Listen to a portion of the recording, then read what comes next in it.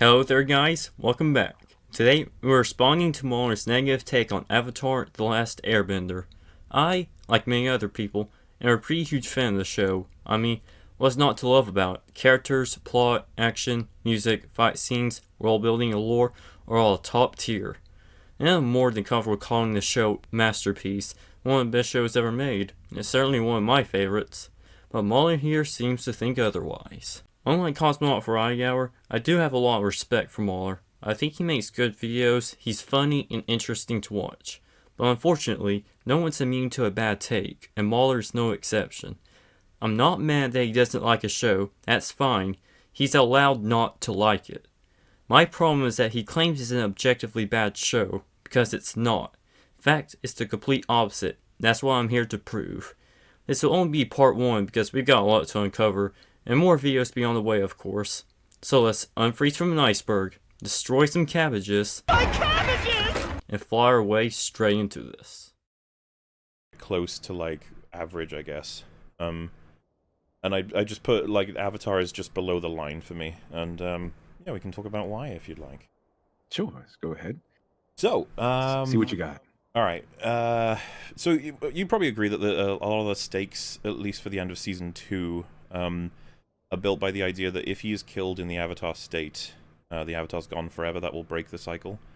Right. Yeah. That's as far as I remember. They mentioned that if he is in the Avatar state, he's killed, breaks the Avatar cycle. I'm not really sure how they know that. That was going to be my question, because this is the thing. When it was first introduced, I could have asked if I asked Wolf or not, but I remember just thinking in my head like, how would you know? Because you'd be dead, Mr. Avatar. I think I don't see any issue with this. Does it really matter that much on how they know? This is simply establishing a new piece of lore that doesn't contradict anything we knew so far, and honestly just requires a suspension of disbelief. Besides, there are a ton of ways they could have discovered this. In the Season 1 finale, Aang travels to the spirit world at Azkote, the Face Sealer, where he can find the Moon Spirit. This does leave room for inference that the Avatar spirits learned about this while in the spirit world and passed it down to every generation of Avatars. There's also the possibility that they could have learned it in Washing Tong's library, that's both in physical and spiritual worlds, and has a vast amount of knowledge from thousands of years.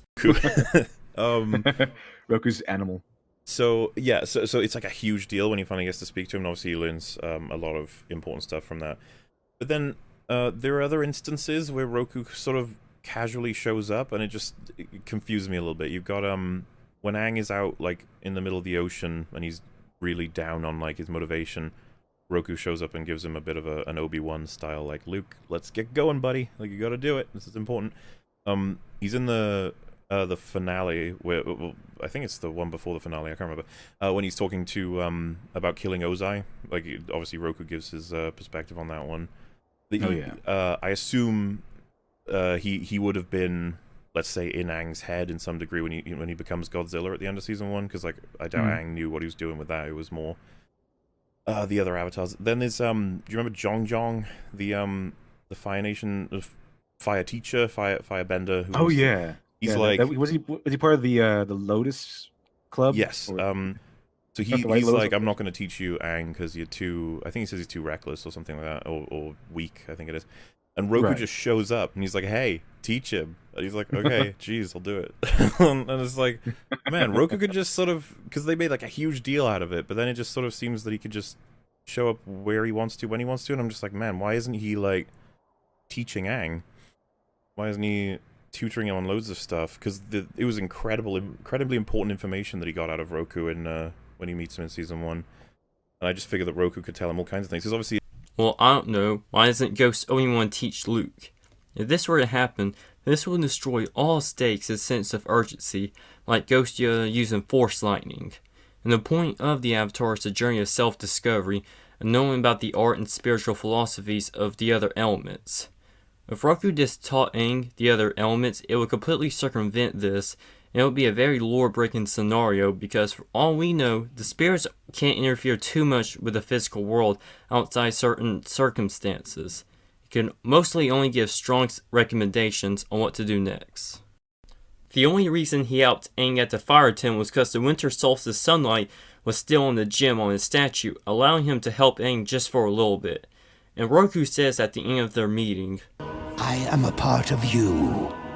When you need to talk to me again, you will find a way. This is of course implying that Roku can show up in the future to help Aang when he needs guidance. That is why he shows up from time to time, since Aang, before the Winter Solstice episode, didn't know how to access the spirit world, and as the Avatar, he's supposed to be the conduit between both worlds. That's why it's made such a big deal the first time to get to the temple for sunset of the Winter Solstice. That and the water monster one at the end of season 1, but I'd rather focus on the war one. You have this scenario where they are living in his air temple area, but the only reason they've been allowed to stay there is because they're providing weapons to the Fire Nation, right? Well, it's like, oh, all right, there's some ethical stuff here. Okay, I'm liking it. This is good. Aang is told, like, he's highly aware of the scenario being, like, important, and he knows how important himself being there is to the Fire Nation, like, because they're searching for him.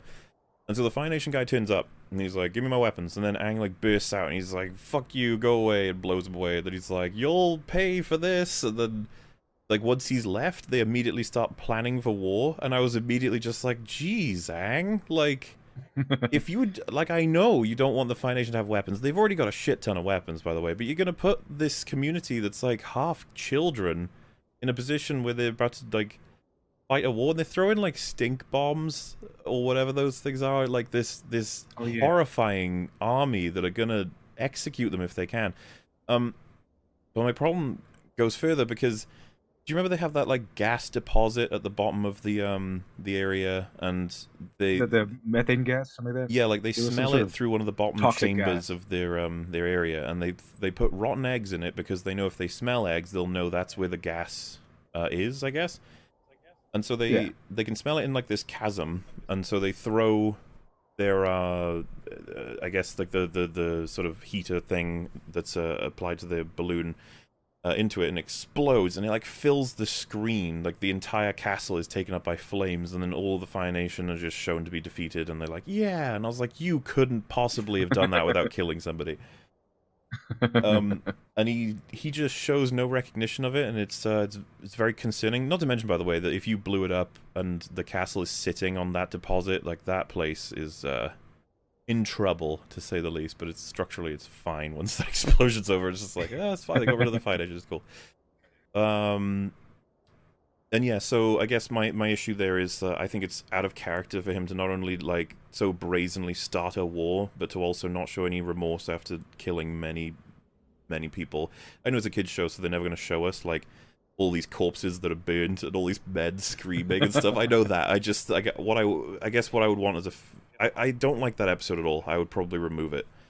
It's too I want to focus on the whole. What is Aang supposed to do? The Fire Nation's already winning the war. The last thing they need is more weapons that only guarantee their victory.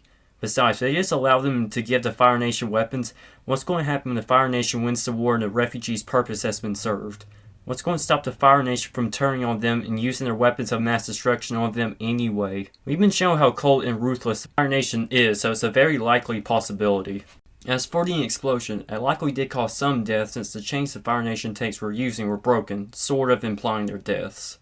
It's essentially off-screen death since you can't obviously show burning corpses in a kids show, especially on Nickelodeon, come on. Also, Aang wasn't the one who caused the explosion, it was Sokka. Sokka has been shown to be a kid who's trying to be a warrior much like his father, so it makes sense that he's willing to kill unlike Aang or Katara. Additionally, you can't cut out this episode. This ends up being one of the most important episodes in the long run because it plays a huge part in both the mid-season finale of Season 3 and the main finale of the show. It's fine if you don't like it personally, but it's still very important in the overall story. Focus on the whole, they pilfered his people's temple to make their own place. That was enough for me. Just going over that. Yeah. Having him deal with it, because they don't really deal with that. He has the war, and then at the end of the episode he's like the hermit crab that takes its shell from something else, you guys have made something new out of the place you're in, woohoo, credits. I was like, wow. The reason Aang gives the hermit crab speech because he's realized that the refugees deserve to be there just as much, if not more so, than he does. He realizes this through while he isn't an airbender, he and his people have similar spirits of them. Even though Teo's not an airbender, he really does have the spirit of one. When he gets to know them and he fights alongside them.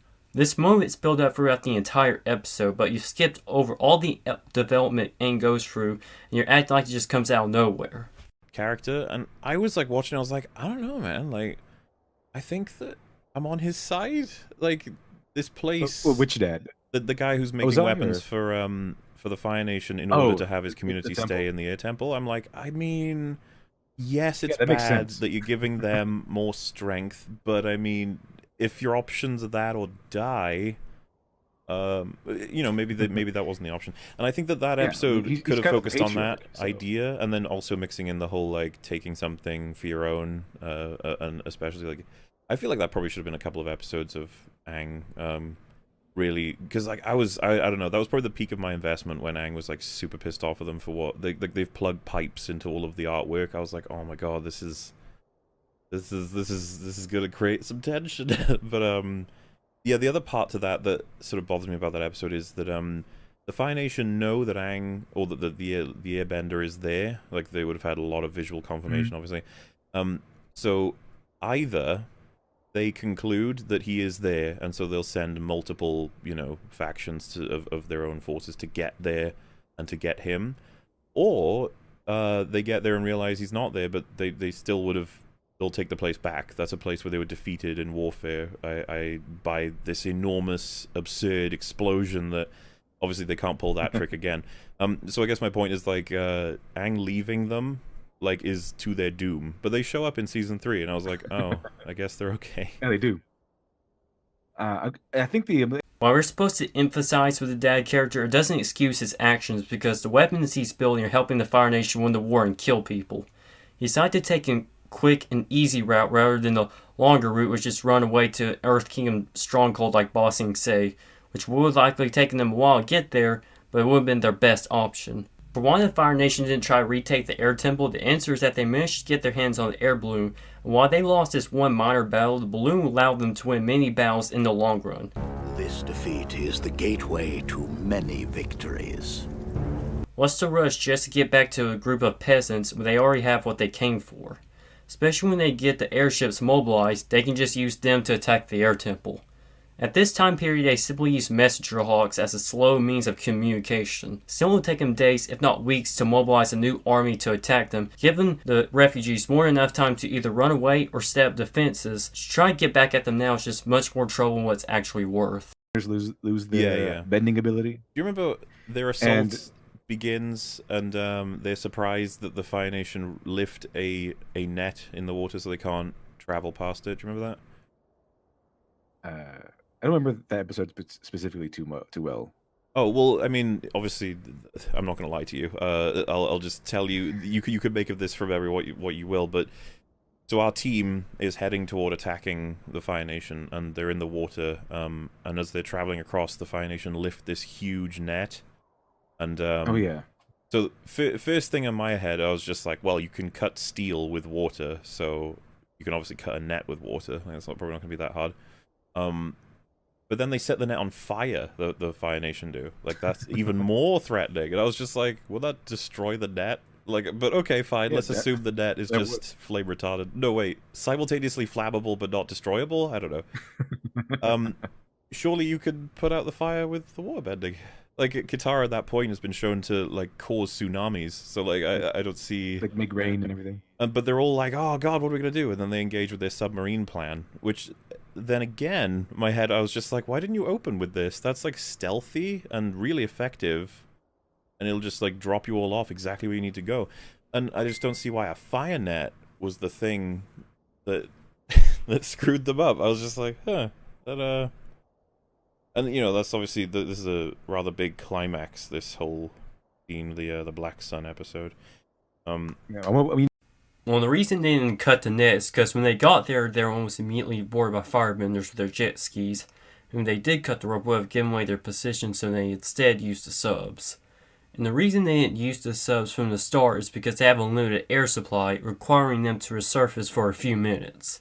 If they didn't use them the entire time, they would have likely had to take multiple breaks, and this is a time-sensitive mission because the eclipse only lasts for 8 minutes and need to get to capital before that time. So you remember the anthology episode with like, I think it's like 5 stories in one episode? The Bossing Say? Yes. Has the Bossing Say? Yeah, yes. Do you remember? Because when I was watching it, I was like, oh no, Aang needs to get all the animals in the area out into like a zoo that he's gonna create. And he does this thing where he blows really hard on his ARPA flute thing, and it like essentially gets all the animals in the area to like single file approach wherever he wants. And I was thinking, like, at first you're like, oh, there you go, neat. Then I was like, oh damn. So Aang knew that he could do that. Like, do you know how many animals they fought across these 3 seasons in total that he just never uses that against? Do you remember the like army of weird beetle things that they fought? Oh yeah. Just like, damn, bro, use that shit. Get them all to walk single file off a cliff. Something, I don't know. And I think obviously they were trying to have some fun with an anthology thing, and I was just like, you just gave him a superpower. I wouldn't have done that if I were you. Maybe he just learned it. Maybe he just learned that trick. I don't know. Maybe he only works on domesticated animals. Season 2, and I think there are examples of season 1 and 3 that have like animal-related enemies to do battle with in some way, shape, or form. I don't know. I think the Tales of Bossing Say isn't really something you think about too much, because I mean, after he makes a zoo, there's no repercussions. He just destroyed all the stuff. He freed all these animals. Isn't it they nuts made a brand that new zoo. He made a zoo in wartime. It's like it's on the outside of the wall. Like, outside of the wall. You're like who's going to go see that thing with your family, like checking out the elephants, and so then the Fire Nation just show up with a second drill. You're like, oh, we should go inside. You better have an earthbender out there, you know. Yeah, and save all the animals. Just leave all the animals to die then, okay? But there's no repercussions. No, it's not against the law. Bossing Say. Well, first off, it takes Aang several seconds to charge up his airbending blow, the whistle. That's pretty hard to do in the heat of combat. There's also the fact that all these animals are zoo animals, so they aren't as aggressive as some of the other animals he fights, or are much more tame in comparison. So while it might have worked on them, it probably wouldn't have worked on the big and bad animals. If you did use it on the dangerous animals like the saber-toothed moose lion, that would be state-breaking. His bison whistle is essentially a universe's equivalent of the dog whistle. Dog whistles can work on other animals, so it isn't much of a stretch that the bison whistle can work on other animals as well. And Bossing Say has multiple walls protecting it, an inner wall and outer wall. You seem to think he took them out of the outer wall, but it's the inner wall he took them out of. There's a valley between the 2 walls, so they are still close to the city and are still protected by the outer wall. They are perfectly safe. Katara let Jet die. Because she has... Yeah, I mean, forget that guy. she let him die. Who cares? She has, like, super Healy juice that can bring people back when they've apparently, like... Because Aang was almost essentially deceased while he's on Appa, while Jet was like, I'll be okay. And then Toph is like, he's not going to be okay. That's, like, something I really liked, by the way, was Toph could detect he was lying when he said that. I thought it was good. Yeah, Katara is, like... She's, like... I don't know if she's tearing up or anything, but she's really upset because she does her standard water bending, and she's like, I don't think she's going to be able to save him. And I was like, uses the super juice. And I thought to myself, oh, super juice probably can't save someone if they've, you know, received mortal damage. And then I was like, oh no, it can. That's like its point, is that it does a super heal. I was like, oh. I just thought she didn't want to. Oh. I just thought, like, I mean, yeah, I mean, she might have liked Jet or whatever. She didn't just let him die. She was about to heal him, but Jet, Smeller Beat, and even Longshot, the archer that never talks, tells her it's going to be a fight and don't worry. There's no time. Just go. We'll take care of him. He's our leader.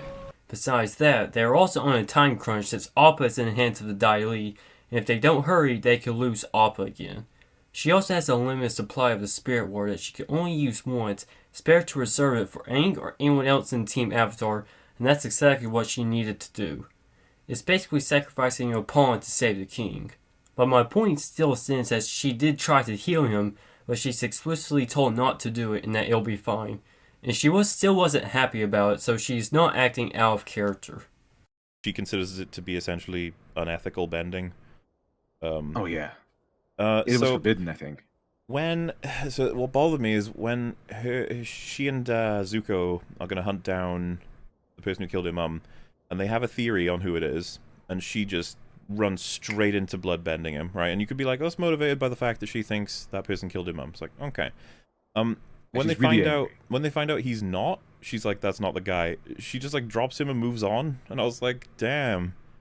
I would have thought she would be like, you know, taken aback by the fact that she's just committed to what she considers to be a really horrible act on an, you know, quote unquote innocent person. He didn't kill her mother, he's just a guy. And she seems to have a huge issue with doing it to just people in general. And so I was like disappointed she wasn't like shocked at herself in any way. She's just like, alright, moving on. It's like, oh. How is this a problem? She's dead set on getting revenge on her mother's killer, and she's not allowing this one minor setback to stop her. And she's determined to do what it takes. What makes this particular moment very powerful is that she isn't acting like her normal self because of her personal vendetta to kill the murderer. And at least a month or so has passed after the bloodbending episode. She has had enough time to contemplate what happened and to get over it. Just because he wasn't the man they were looking for, it doesn't make him completely innocent either, because he is part of the Fire Nation army and the Southern Raiders, likely still performed horrible acts against the Water Tribe or anyone else. So while he might be innocent in this one case, he still isn't squeaky clean. About that scene, Katara's getting puppeteered until she is able to block the puppeteering, and then she's able to apply the puppeteering to the old lady.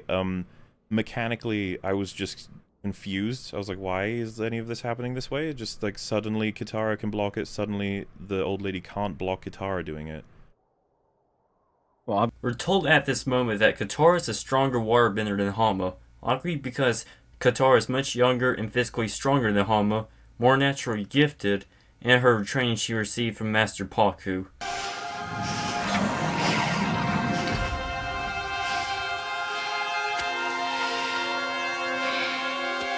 You're not the only one who draws power from the moon. My bending is more powerful than yours, Hama.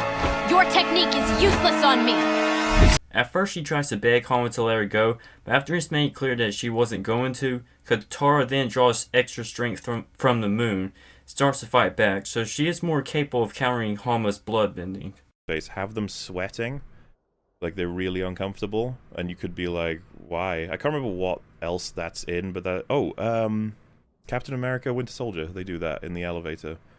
yeah, he sees that they're sweating and they're nervous and everything. Yeah, which is a really good giveaway. And then I think you should have maybe Zuko poke Azula about being so nice. He's like, why are you being like absurdly nice? And then like you could have dialogue that involves like, I would have assumed Father would consider everything that happened in the previous season to be a failure, and then you can have Azula be like, no, he's impressed, like, with how well you've done, and then you can have our characters realize, like, impressed, like, this is someone's up.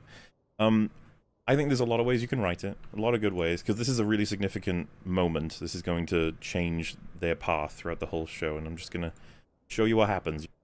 Here it is. Heard the princess! Raise the anchors! We're taking the prisoners home! The part that gets me is his face. He's like, oh, Druze, what have I done? Maybe I can show that. He just messed up under Azula's command. He's dead. Well, of course, he's the captain. Like, it blows my mind he could possibly make this horrendous of a mistake. It's like, the whole point is that they don't discover that they're prisoners. Well, of course you were laughing. It was meant to be funny. It's a joke. You give suggestions on natural ways for this to happen, like having the fire soldiers not wearing helmets and sweating. But this is pretty natural as well. Not only are the soldiers and captain under high stress working under royalty, she's also threatened to kill them because of the slightest mistake or if there are any signs of them holding back. You may have mixed feelings about attacking members of the royal family. I understand. But I assure you, if you hesitate, I will not hesitate to bring you down. Dismissed. Do the tides command this ship? I'm afraid I don't understand. You said the tides would not allow us to bring the ship in. Do the tides command this ship? No, princess. And if I were to have you thrown overboard, would the tides think twice about smashing you against the rocky shore? No, princess. Well then, maybe you should worry less about the tides, who've already made up their mind about killing you, and worry more about me, who's still mulling it over. I'll pull us in. At this point, from the captain's perspective, they're almost out of the woods, and soon all the stress will be over. So he gets too overconfident and slips up, which is a perfectly human thing to do.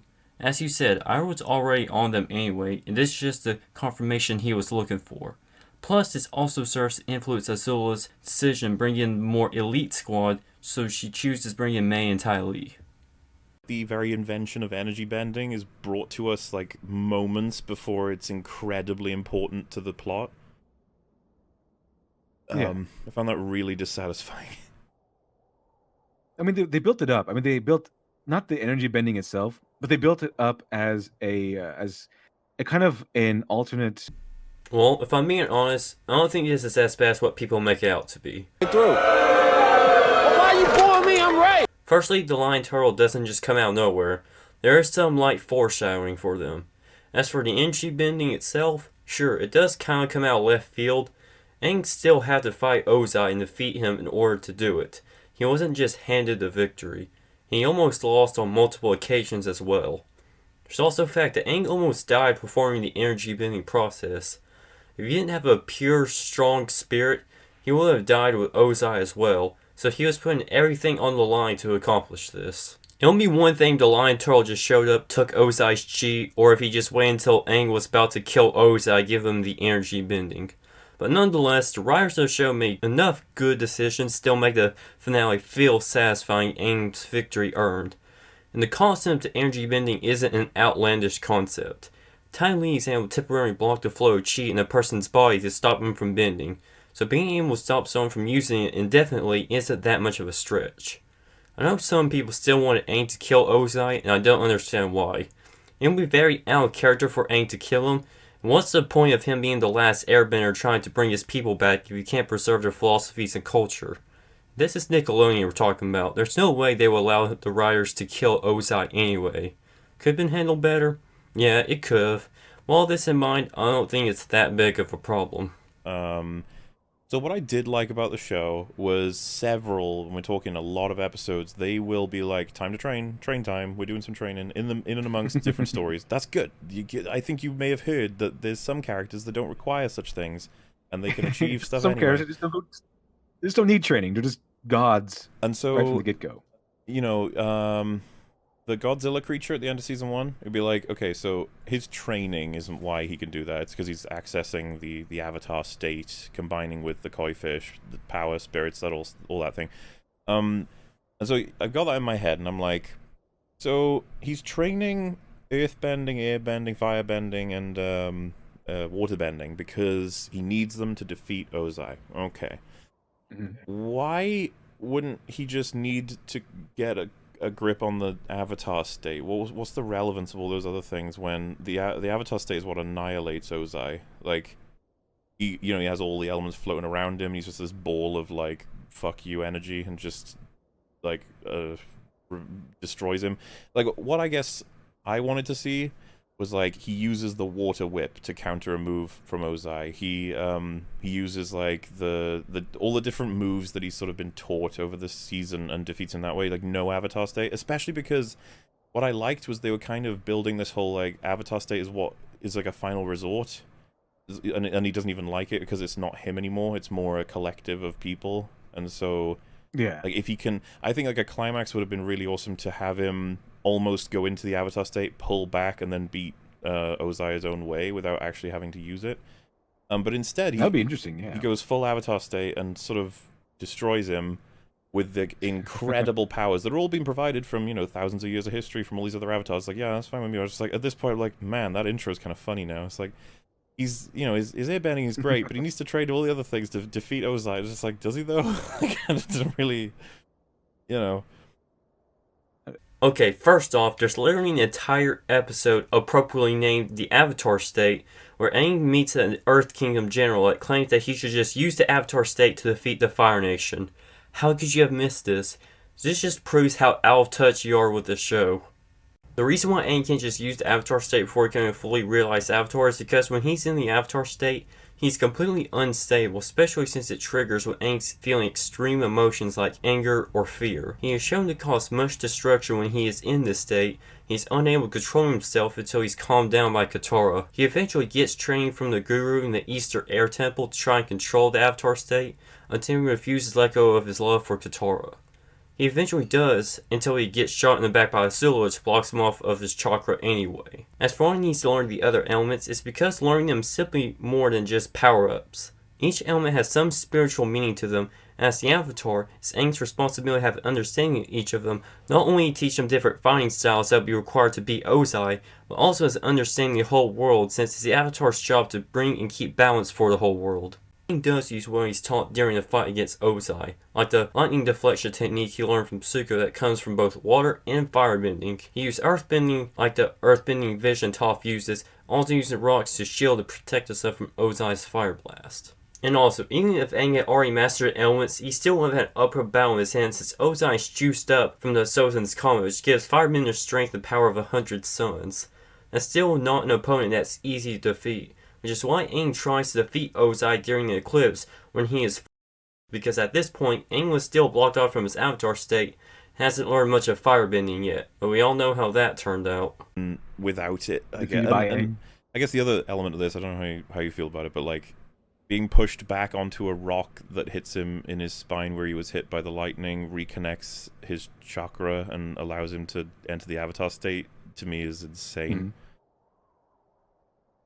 I mean, the only thing I would like to say is that Aang already learned how to use the Avatar state in Book 2, so it doesn't just unlock it or just allow him to learn how to use the Avatar state, but it's pretty weird that it somehow unlocks his chakra. This is a pretty valid point, though. Good job. Explode. Alright, so, do you remember General Zhao? Season 1? Oh, you mean was he the one that was he's like the Season 1 villain. Opposite? Yeah, kind of. Yeah, Zuko's opposite. He was the one that like took over killed the koi fish or something. He killed the moon. Yes. So he found out about the coming eclipse and what eclipses do to the Fire Nation when he was in the library in the desert, and he burnt all of the information because it reveals the Fire Nation's weakness. He doesn't want anyone finding it. It's like, yep, that makes sense. It's surprising that very few firebenders seem to even be, like, as far as I'm aware, it's literally just him and the people he has told, which is very few people. You'd think, because this is going to get complicated, right? Try and stay with me, because I even confuse myself. When they discover, Sokka and Aang discover that the eclipse is the key to taking the Fire Nation's power away, they need to find a day when that happens again, right? They need to so they can prepare for war. And Sokka says, like, we can't check every day, that's ridiculous. And he's like, no, we need to check from today up to Sozan's Comet, because that's the only time frame we can use, because Sozan's Comet is game over. So we got to get it in that time zone. And so they search those days while the building is filling with sand, because Toph is trying to prevent it from going further into the ground, but obviously the owl has opened up, I guess, windows and stuff to let sand from the outside pour in. But it just, like, this is a nitpick. It just stops pouring when they start searching all of the days. I was just like, this is fine. So they search, and they find an eclipse. Like, if you're telling me that these eclipses happen once per 100 years, they were lucky as hell to get that one between then and Sozan's Comet, which, in universe time, I want to say is a couple months? I can't remember exactly, but it's a small amount of time. Simultaneously, because if you wanted to say to me, like, oh, well, they get an eclipse every couple of months, so it kind of makes sense that they'd find one. It's like, yeah, but then everyone would know, right? Because every couple of months, all of the Fire Nation would be like, damn, my firebending's gone. It wouldn't be that big of a secret. No. So it wouldn't be that big of a secret at all. I know that sounded jumble, but you probably find my issue there, right? I guess it's try to straighten it out. It's never specifically stated that the eclipse only happens every 100 years. I've even checked a wiki for it, and it never says that, so your convenience argument is off the table. And no, the sand doesn't just stop pouring. If you take a look, you can see that it's still pouring into the library. And since it's so huge, it'll likely take hours, if not days, for the whole place to fill up with Toph holding it in place. It's never stated that the Shao knew about the eclipse, just that he learned more about the moon spirits, then he tried to burn everything about the Fire Nation to prevent any valuable information that could be used against them. The eclipses don't just happen every 100 years. The ants don't frequently show up, and when they do, it's only for a few minutes, so it shouldn't be that big of a concern for the Fire Nation because of that. They only last for a few minutes. That's not enough time for most attacks to succeed in that small amount of time. That's why during the Eclipse invasion, they had attacked much earlier than that in order to reach the capital in time. Sorry, Sacred Library pornography. I just remembered as well. The only other thing I wanted to mention about that final fight with at the end of this season 3, I thought it was really cool that he used the seismic ability that he'd learned from Toph to counter. Ozai, but I remember. So this was something I was going to bring up as a positive, and then I was like, why did he do that? Because obviously, if you're facing someone, you won't need that, because you can see them moving, right? And you check the scene. He's in the air with his big old powerful elemental stuff. Ozai is on like a platform, and Aang lands with his back to Ozai. Like, I have no idea why he does that, and then Ozai goes to do a thing, and it activates the seismic thing. And I was like, why?